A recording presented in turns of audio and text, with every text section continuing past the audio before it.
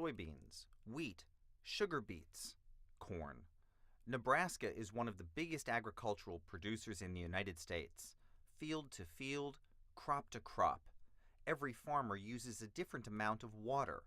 How do we keep track of such diverse water use? The Landsat satellites gives us the ability to see individual fields.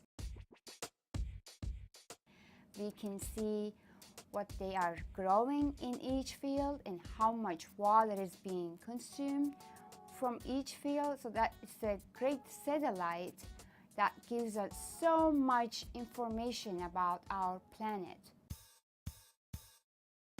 We use what we call a surface energy balance. We know the amount of energy coming in from sunlight. Some of that energy is released as heat, which is measured by Landsat's thermal infrared sensors. At the same time, water used by evaporation and transpiration cools the surface, lowering the temperature of the fields and limiting the amount of heat seen by the thermal sensor.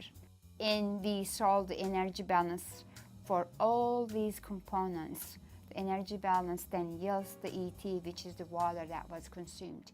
We receive a monthly data set of the metric ET data. So we've got for May, June, July, August, September, we basically are getting inches of water used on the landscape. So it covers the whole entire NRD. Let's take an aerial view of this. Landsat measures the health of individual plants and the temperature of the land. As we move into summer, temperatures increase. Irrigated fields look cool because water evaporates from the soil and transpires from the plants. You can see ET peak midway through the growing season when corn needs the most water. By tracking monthly ET, resource managers know how much water each field has used. The Central Platte Natural Resources District uses these measurements to plan their water budget.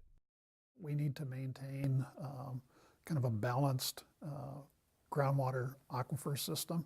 We don't want to deplete it. We don't want to overfill it. Of course, if you overfill it, it runs out. But yeah, that's our goal, is to maintain the large amount of irrigation we have here in the valley, and being able to do that on a sustainable basis.